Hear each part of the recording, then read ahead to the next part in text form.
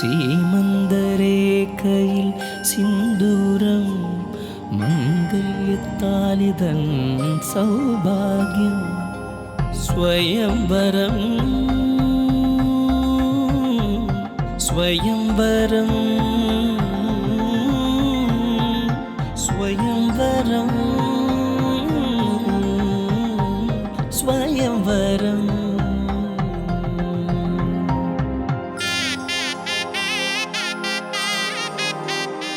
ഞാൻ തന്നെ ഒത്തിരി ഇൻസ്പിറേഷൻ ഡ്രോ ചെയ്യുന്നുണ്ട്. കാരണം നിങ്ങൾ ലൈഫ് എൻജോയ് ചെയ്യുമ്പം thoroughly എൻജോയ് ചെയ്യുന്നുണ്ട്. വർക്ക് വരുമ്പം ബാക്ക് ടു സീരിയസ് വർക്കാണ്. വീട്ടിലെ കാര്യങ്ങളാണെങ്കിലും അതിൻ്റെതായ റെസ്പോൺസിബിലിറ്റി എടുത്ത് രണ്ടുപേരും ചെയ്യുന്നുണ്ട് അല്ലേ?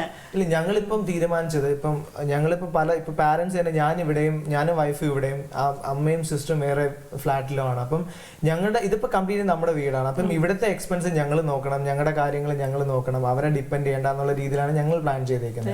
എല്ലാ കാര്യത്തിനും പുള്ളിക്കാരത്തിന്റെ സപ്പോർട്ട് ഉണ്ട്. കാരണം ഇപ്പൊ ഞാൻ വിചാരിച്ച പോലെ മെച്യൂരിറ്റി ഉണ്ടാവും, പക്ഷെ അങ്ങനെയല്ല. ഇപ്പം ജോലി ചെയ്യാനാണെങ്കിൽ അതിന്റെ രീതിയിൽ പക്വത കാണിക്കും. അല്ലാത്ത ഫ്രീ ടൈമിൽ ഞങ്ങളുടെ ഫുൾ കിഡ്സ് പിന്നെ ഞങ്ങളുടെ ഇടയിൽ ഈ ഒരു 6 months വഴക്കുണ്ടായിട്ടുണ്ട്. പക്ഷെ വഴക്ക് എത്രത്തോളം നീണ്ടു നിൽക്കുന്നത് നമുക്കറിയാം. ഇപ്പം അല്ലല്ല, ഒരിക്കലും മെച്ചൂർഡ് വഴക്കല്ല. ഞാൻ കുട്ടിത്തം കാണിക്കുന്നത് എനിക്ക് വളരെ അടുപ്പമുള്ളവരടുത്ത്, ഇപ്പം ഏട്ടന്റെ അടുത്ത്, എന്റെ അമ്മയോടും അച്ഛനോടും, അങ്ങനെ കുറച്ച് പേരോടെ കാണിക്കത്തുള്ളൂ. പിന്നെ ഇവിടുത്തെ സിസ്റ്റർ, ഏട്ടന്റെ sister, she's like my sister. Revathi എന്നാണ്. അപ്പം പുള്ളിക്കാരത്തിയായിട്ട് ഭയങ്കര കമ്പനിയാണ്. നമ്മൾ രണ്ടുപേരും ഓൾമോസ്റ്റ് ഒരേ ഏജ് ആണ്. അപ്പൊ ചുമ്മാ വഴക്കടിക്കും, ബഹളം, അങ്ങനെ തന്നെ. ഈ ഒരു 6 months, സാധാരണ 6 months എല്ലാവരും പറയും നമ്മുടെ നല്ല ക്യാരക്ടർ മാത്രമേ കാണുള്ളൂ. പക്ഷെ അങ്ങനെയല്ല. ഈ 6 months ഐശ്വര്യയുടെ ബാഡ് ക്വാളിറ്റീസ് ആണെങ്കിലും എന്റെ ബാഡ് ക്വാളിറ്റീസ് എന്താണെങ്കിലും ഐശ്വര്യക്ക് നന്നായിട്ട് അറിയാം. ഞാൻ പ്യോർലി ഓപ്പൺ ആയിട്ടാണ് ഇടപെട്ടിട്ടുള്ളത്. കാരണം അല്ലാതെ പിന്നെ കല്യാണം കഴിച്ചു കഴിഞ്ഞാൽ നീ അന്ന് അങ്ങനെ അല്ലായിരുന്നല്ലോ എന്ന് ചോദിക്കല്ലോ. അപ്പൊ അതിനുവേണ്ടി. പിന്നെ നിങ്ങളുടെ കാര്യത്തിൽ എനിക്ക് ഏറ്റവും ഒരു സർപ്രൈസ് എന്ന് പറഞ്ഞാൽ കണ്ടയിൽ ഒരാഴ്ചക്കുള്ളിൽ തന്നെ നിങ്ങളുടെ എൻഗേജ്മെന്റ് നടന്നു അല്ലേ? Are you really ready and sure? എൻഗേജ്മെന്റിന് അത്ര റെഡി അല്ലായിരുന്നു. കാരണം പെട്ടെന്ന് പറഞ്ഞപ്പം നമ്മള് അയ്യോ, കാരണം ഒന്ന് പരിചയപ്പെടാതെ എങ്ങനെയാണ് എന്നുള്ള രീതിയിലുണ്ടായിരുന്നു. അതും എല്ലാവരെയും വിളിച്ചുള്ള ഒരു ഫംഗ്ഷൻ ആവുമ്പം ആൾക്കിനെ അറിയുമ്പം ചിലപ്പോൾ ഒരു പക്ഷെ വേണ്ട എന്ന് നമുക്ക് പിന്നീട് തോന്നിയേക്കാം. സോ എന്തുകൊണ്ട് ഇത്രയും പെട്ടെന്ന് നിങ്ങൾ പരിചയപ്പെട്ടിട്ട് മീറ്റ് ചെയ്തിട്ട് ഒരാഴ്ചക്കുള്ളിൽ എന്തിനാ എൻഗേജ്മെന്റ്? അല്ല, എൻഗേജ്മെന്റ് പിന്നെ തോന്നി ആദ്യം പെട്ടെന്നായിരുന്നു, പാരന്റ്സിന്റെ ഡിസിഷൻ ആയിരുന്നു പെട്ടെന്ന് എൻഗേജ്മെന്റ് വേണം എന്നുള്ളത്. അപ്പം ഇവിടുത്തെ അച്ഛൻ ഇങ്ങനെ പറഞ്ഞു, എന്നാ ജസ്റ്റ് ഒന്ന് ടൈം നോക്കാം എന്നുള്ള രീതിയിൽ പറഞ്ഞപ്പം എൻ്റെ വീട്ടിൽ നിന്ന് പോയി ജോത്സ്യനെ കണ്ട് നോക്കിയപ്പം ആദ്യം പറഞ്ഞ ടൈം കുറെ ഒരു 2-3 അങ്ങനെ എന്തോ മാസത്തിന് വ്യത്യാസമുണ്ട്. അപ്പൊ അത്ര നീട്ടണ്ടെന്നുള്ളതുണ്ടായിരുന്നോണ്ട് ഇമ്മീഡിയറ്റ് നല്ല സമയം ഒരാഴ്ചക്ക്. ശരത്തെങ്ങാനും പോയി ആ ജോത്സ്യന്റെ അടുത്ത് പറഞ്ഞതാ. എന്റെ അടുത്ത് ചോദിച്ചു ഇതെന്തിനാ ഇത്ര പെട്ടെന്ന്. ഞാൻ പറഞ്ഞു എനിക്കറിയില്ല, ജോത്സ്യനാണ് പറഞ്ഞത്. പക്ഷെ എനിക്കൊന്നും പെട്ടെന്ന് എൻഗേജ്മെന്റ് ആയതുകൊണ്ട് കുറച്ച് പെട്ടെന്ന് നമുക്ക് സംസാരിക്കാനും കാണാനും ഒക്കെ പറ്റും. ഈവൻ എൻഗേജ്മെന്റ് കുറച്ച് ഗ്യാപ്പ് ഉണ്ടാകുന്നുണ്ടെങ്കിൽ നമുക്ക് ഇത്രയും ടൈം കിട്ടില്ലായിരുന്നു. പെട്ടെന്ന് എൻഗേജ്മെന്റ് കഴിഞ്ഞിട്ട് കുറെ ടൈം കിട്ടി. ഫ്രീഡം അവരായിട്ടും തന്നു. കാരണം ഒഫീഷ്യൽ ആയിട്ട് എല്ലാവരും അറിഞ്ഞ ഒരു സംഭവമാണ്. പാരന്റ്സ് ഒരിക്കലും കാണുന്നതിനോ റെസ്ട്രിക്ഷൻ ഒന്നും പറഞ്ഞിട്ടില്ല, നോ പറഞ്ഞിട്ടില്ല ഒരിക്കലും കാണുന്നതിനോ. ഇടയ്ക്ക് ഞാൻ പോയി കാണാറുണ്ട്. ചിലപ്പോൾ ട്രിവാൻഡ്രത്ത് ഐശ്വര്യ എന്തെങ്കിലും ഫംഗ്ഷൻ വരുമ്പോഴോ അല്ലെങ്കിൽ ഡ്രസ്സ് എടുക്കാൻ വരുമ്പോഴോ ഒക്കെ ഞങ്ങൾ പോയി കാണുന്നുണ്ട്. അപ്പൊ വീട്ടുകാർ ഒരിക്കലും നോ പറഞ്ഞിട്ടില്ല. പിന്നെ ഞങ്ങൾക്ക് തോന്നി അയ്യോ കല്യാണം ഇത്രത്തോളം ലേറ്റ് ആക്കണ്ടായിരുന്നു. പിന്നെ ഒന്ന് പെട്ടെന്ന് മതിയായിരുന്നു. 6 മാസം ഒരു നീണ്ട വെയിറ്റ് ആയി പോയോ? കാരണം ഞങ്ങളുടെ എൻഗേജ്മെന്റ് അന്ന് ഓൾറെഡി അവര് ഡേറ്റും പറഞ്ഞിട്ടുണ്ടായിരുന്നു. September 12th വെഡിങ് ഓൾറെഡി പറഞ്ഞിട്ടുണ്ട്. പിന്നെ ഒരിക്കലും ചേഞ്ച് ചെയ്യാൻ പറ്റാണ്ടായി. അല്ലെങ്കിൽ എനിക്ക് തോന്നുന്നു ശരത്ത് വീണ്ടും ആ ജോത്സ്യനെയൊക്കെ വിളിച്ചു.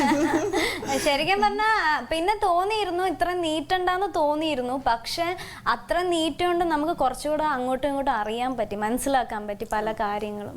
നിങ്ങൾ ട്രഡീഷണൽ ആയിട്ട് ഇൻക്ലൂഡ് ചെയ്തു, ഭയങ്കര മോഡേൺ ആയിട്ട് വെഡിങ് ആക്ച്വലി ട്രഡീഷണൽ ആവണമെന്ന് മസ്റ്റ് ആയിരുന്നു എനിക്കും ഐശ്വര്യക്കും.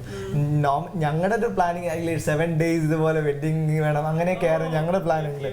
എനിക്ക് പിന്നെ ഈ രാത്രി വെഡിങ് പണ്ടൊക്കെ ഉണ്ടായിരുന്നു എന്ന് പറയാം, രാത്രിയിലെ മുഹൂർത്തം വെച്ചിട്ട് വെഡിങ് ഉണ്ടാവും. പക്ഷെ അതത്ര അങ്ങോട്ട് വീട്ടുകാർ ബ്രാഹ്മൺ കല്യാണങ്ങളിൽ ഞങ്ങള് കാണാൻ വെളുത്ത വെളുപ്പിനൊക്കെ ചിലപ്പം മുഹൂർത്തം.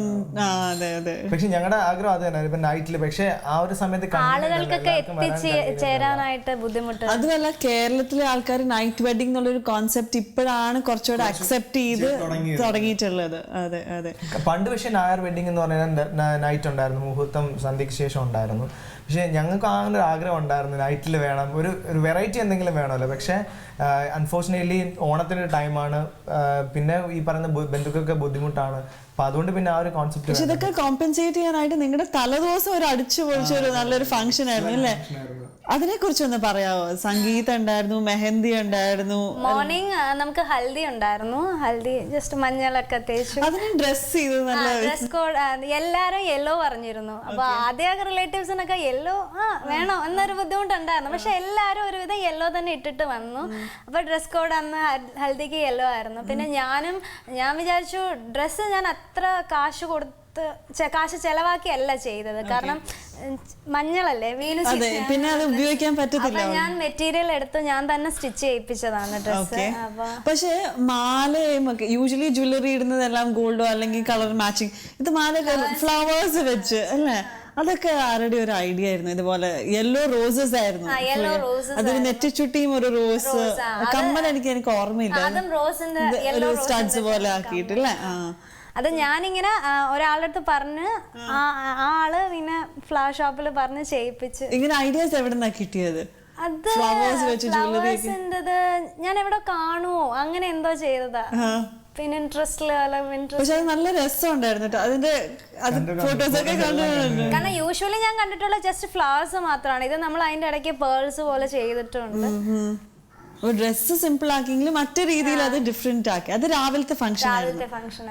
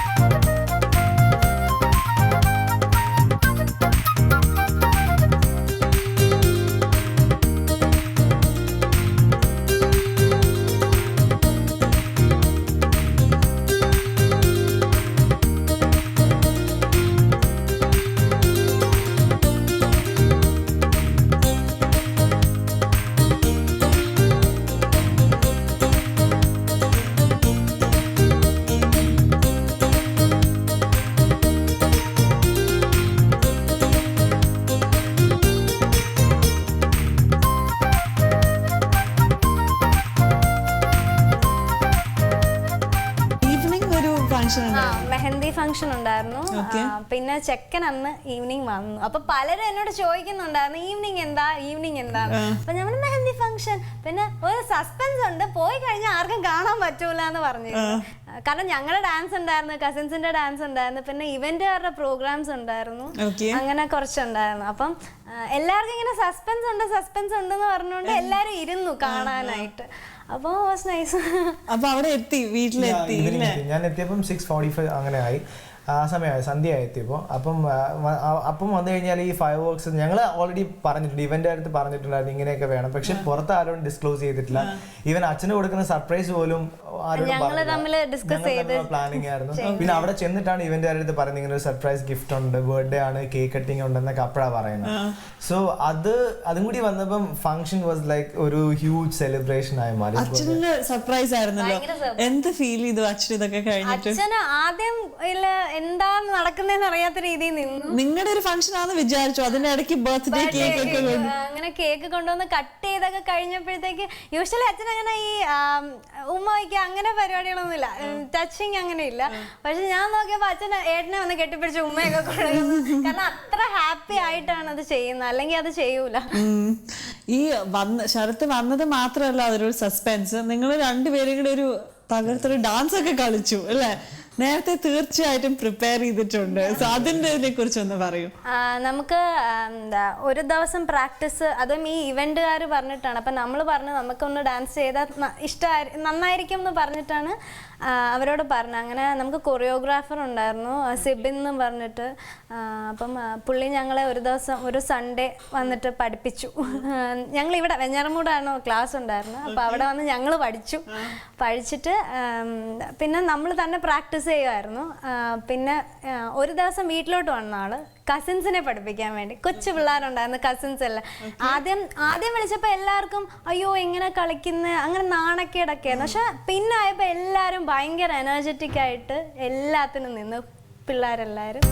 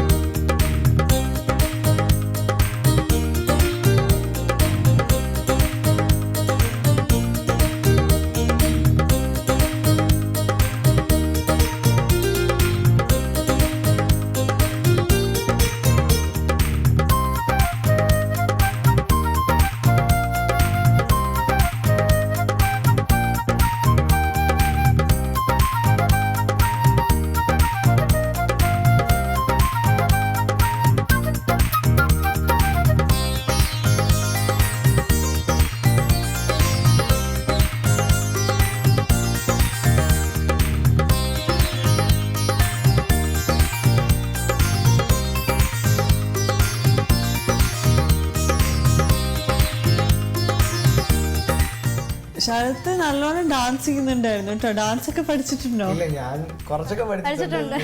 പക്ഷെ അസലായിട്ട് പാടും അല്ലേ? അസലായിട്ടില്ല, ചെറുതായിട്ട് പാടും. പാടി കേൾപ്പിക്കാറുണ്ടോ ഇടയ്ക്കിടയ്ക്ക്? അത് മാത്രമേ ഐശ്വര്യക്ക് ആകാശമായിട്ടുള്ളൂ. ഓക്കെ. ഇല്ല, ഐശ്വര്യ നന്നായിട്ട് പാടും. റിസപ്ഷൻ ഒന്ന് ഐശ്വര്യ പാടിയിട്ടുണ്ടായിരുന്നു, ഇവിടുത്തെ റിസപ്ഷൻ ആണോ? അത് ശരി, അത് ശരി. ആൻഡ് എൻഗേജ്മെന്റിന്റെ സമയത്ത് ഞാൻ പാടി, എന്നെ പാടിപ്പിച്ചു. ഞങ്ങളുടെ കോസ്റ്റ്യൂം വന്ന് കുറച്ച് വ്യത്യാസമായിരുന്നു. ഞാൻ ആക്ച്വലി ഒരു ഇൻഡോ വെസ്റ്റേൺ സ്റ്റൈലിലായിരുന്നു അന്ന് ഡ്രസ് ചെയ്തിരുന്നത്. പിന്നെ നോർമലി സാധാരണ എനിക്ക് തോന്നുന്നു ഹിന്ദു നായർ ഒരു എൻഗേജ്മെന്റിലെ മുണ്ടും അങ്ങനെ ഒരു ടൈപ്പ് ആയിരുന്നു. പക്ഷെ ഞങ്ങൾ കുറച്ച് വ്യത്യാസമായിരുന്നു. കാരണം മാരേജിന് എന്തായാലും നമുക്ക് സാരിയും മുണ്ടുമേ യൂസ് ചെയ്യാൻ പറ്റുള്ളൂ. മുണ്ട് പക്ഷെ യൂസ് ചെയ്തിട്ടേ ഇല്ലാന്ന് തോന്നുന്നു. യൂസ് ചെയ്യാറുണ്ട്, ഞാൻ സ്ഥിരം യൂസ്. അങ്ങനെയല്ല, ഈ വെഡിങ്ങിന്റെ ഒരു റിലേറ്റഡ് ഫംഗ്ഷനും മുണ്ടെടുത്തിട്ടില്ലല്ലോ, എല്ലാം കുർത്താസ് ആണ്. കുർത്താസ് അല്ല, പിന്നെ വെഡിങ്ങിന് മാത്രം മുണ്ടെടുത്തു, കല്യാണത്തിന് മുണ്ടെടുത്തു.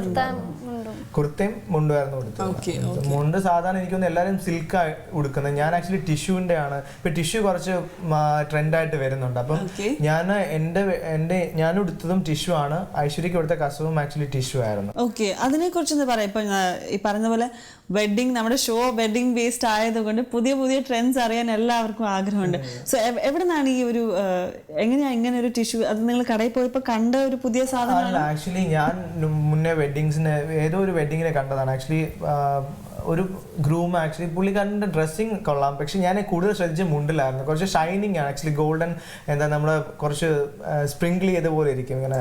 അപ്പൊ എനിക്ക് നോക്കിയപ്പോൾ അപ്പൊ ഞാൻ ചോദിച്ചു എന്താ മെറ്റീരിയൽ, അത് ആർക്കും അറിയില്ല. അപ്പൊ ഞാനിങ്ങനെ സെർച്ച് ചെയ്തു, കാരണം ട്രഡീഷണൽ എന്താ ഗ്രൂം ഡ്രസ്സസ് എന്ന് പറഞ്ഞിട്ട് സെർച്ച് ചെയ്തു. അപ്പം കുറെ ചോയ്സസ് വന്നു. അപ്പൊ അതിനകത്ത് ഞാൻ ഈ പറഞ്ഞ ടിഷ്യൂ മെറ്റീരിയൽ കണ്ടത്. അങ്ങനെ കണ്ട് ഞാൻ ആക്ച്വലി മെറ്റീരിയൽ എനിക്ക് മുണ്ടെടുത്തത് പാർത്താസ് എന്നാണ് ട്രിവാൻഡ്രം. അപ്പൊ അവിടെ പോയി ഞാൻ ടിഷ്യൂ ഉണ്ടോ എന്ന് ചോദിച്ചു. അപ്പൊ 2-3 ഡിസൈൻസ് കണ്ടു. അതിൽ കുറച്ച് സിമ്പിൾ ആയിട്ടുള്ളതാണ് ഞാൻ എടുത്തത്. പിന്നെ അതേ ടൈപ്പ് തന്നെ ഐശ്വര്യക്കും എടുത്തു. ടിഷ്യൂ തന്നെയാണ് എടുത്തത്. ഒരു പക്ഷെ അറിയാവുന്ന ആൾക്കാർക്ക് മാത്രമേ ഇത് പോയി ചോദിക്കാം. നോർമലി എല്ലാവരും മുണ്ടെന്ന് ചോദിക്കുമ്പോൾ അവര് റെഗുലർ ആയിട്ടുള്ള കോട്ടൺ മുണ്ടാക്കി ആയിരിക്കും എടുത്തിരുന്നത്. പക്ഷെ ഞാൻ ഓൾറെഡി പറഞ്ഞു ടിഷ്യൂ മതി എന്ന് പറഞ്ഞു. പിന്നെ എല്ലാവരും സിൽക്കാണ് കൂടുതൽ പ്രിഫർ ചെയ്യുന്നത്. ഇപ്പൊ എനിക്ക് ഈ അടുത്ത മാറി വരുന്നുണ്ടെന്ന് തോന്നിയിട്ടുണ്ട്. പക്ഷെ ഫോട്ടോസ് ഒക്കെ വന്നപ്പം ടിഷ്യൂ ആയതുകൊണ്ട് കുറെ കൂടെ ഷൈനിങ് ആയിരുന്നു ഫോട്ടോഗ്രാഫ്സ്. സോ നമ്മുടെ ഷോ കണ്ടുകൊണ്ടിരിക്കുന്ന എല്ലാവർക്കും ഇപ്പം ശരത് ഒരു പുതിയ സംഭവം പറഞ്ഞേക്കാണ്. ഒരു പക്ഷെ എല്ലാ കല്യാണങ്ങളിലും നമ്മൾ കാണാറില്ല. യൂഷ്വലി എല്ലാവരും ഈ സിൽക്ക് മുണ്ടൊക്കെയാണ് എടുത്തേക്കുന്നത്. പക്ഷേ ടിഷ്യൂ മുണ്ടാണ് ഇപ്പോഴത്തെ ഒരു ലേറ്റസ്റ്റ് ട്രെൻഡ്. സോ നിങ്ങളുടെയൊക്കെ കല്യാണം അടുത്ത് വരുന്നുണ്ടെങ്കിൽ may be you can opt for something like this അല്ലേ? ശരത് ആൻഡ് ഐശ്വര്യ ഇവരുടെ കല്യാണ വിശേഷങ്ങൾ ഇവിടെ അവസാനിക്കുന്നില്ല. ബാക്കിയുള്ള എല്ലാ കാഴ്ചകളുമായിട്ട് നമുക്ക് അടുത്ത എപ്പിസോഡിൽ വീണ്ടും കാണാം. Till then, this is Rosan Jolly signing off.